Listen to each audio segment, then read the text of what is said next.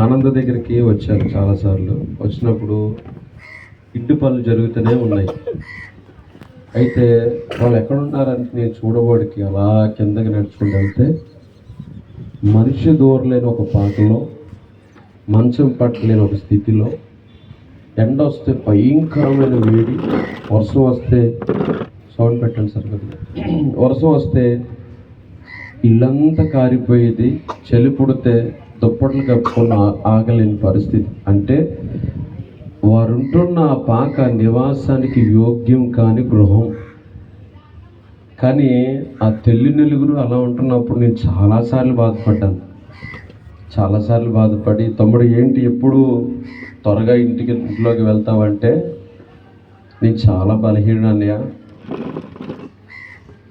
ఎక్కడికి వెళ్ళినా సరే డబ్బులు సమకూర్చట్లేదు, స్కీమ్ పడుతుందని చూస్తున్నాను, స్కీమ్ పట్టలేదు, కానీ కొంతకాలం తప్పదు పరిస్థితి అని చాలాసార్లు దయమ్మ గారు కానీ తమ్ముడు ఆనంద్ కానీ వాడు కన్నీళ్ళు కళ్ళల్లోకి వచ్చి సమాధానం చెప్పారు.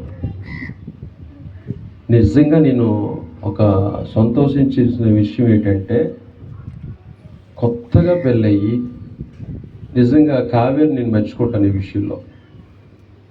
కొత్తగా పెళ్ళయ్యి తన భర్తతో నివాసయోగ్యమైన గృహంలోకి వచ్చి నివసించడానికి ఎంతమంది అమ్మాయిలు రెడీగా ఉంటారు. అంటే ఇప్పుడు కోడలు ఇంటికి వస్తే ఏమి ఉండాలి తెలుసండి? వాషింగ్ మిషన్ ఉండాలి, అటాచ్డ్ బాత్రూమ్ ఉండాలి, ఫ్రిడ్జ్లు ఉండాలి, టైల్స్ ఉండాలి, ఏసీలు ఉండాలి, ఫ్యాన్లు ఉండాలి. అది లేకపోతే ఇంకొక విషయం చెప్పనా, అమ్మాయి గల తల్లిదండ్రులు అబ్బాయితో పంపించడానికి కూడా ఈరోజు నిరాకరిస్తుంది. నీకేముందరా? నేను మర్చిపోవాల్సిన విషయం ఏంటంటే, ఒకటి యోహాన్ గారిని, లక్ష్మి గారిని, వాళ్ళ అమ్మాయిని నేరుగా తన భర్తతో పంపించడానికి ఇష్టపడ్డారు. రెండోది, ఆ యవనస్తులైన పిల్ల చాలా కోరికలు ఉంటాయి. పెళ్ళైన తర్వాత నా భర్తతో ఇలా ఉండాలి, ఇలా ఉండాలి, ఇలా ఉండాలి. కానీ వాటి మనసునన్నింటినీ చంపుకొని నా భర్త ఏ గృహంలో ఉంటాడో, నా అత్తమామలు ఏ ఇంట్లో ఉంటారో అదే నా ఇల్లు అనుకుంది. దేవుడికి స్తోత్రం. దాన్ని బట్టి నేను చాలా సంతోషిస్తాను. దేవుని బిడ్డలను మనం ఎంతో బలహీనము,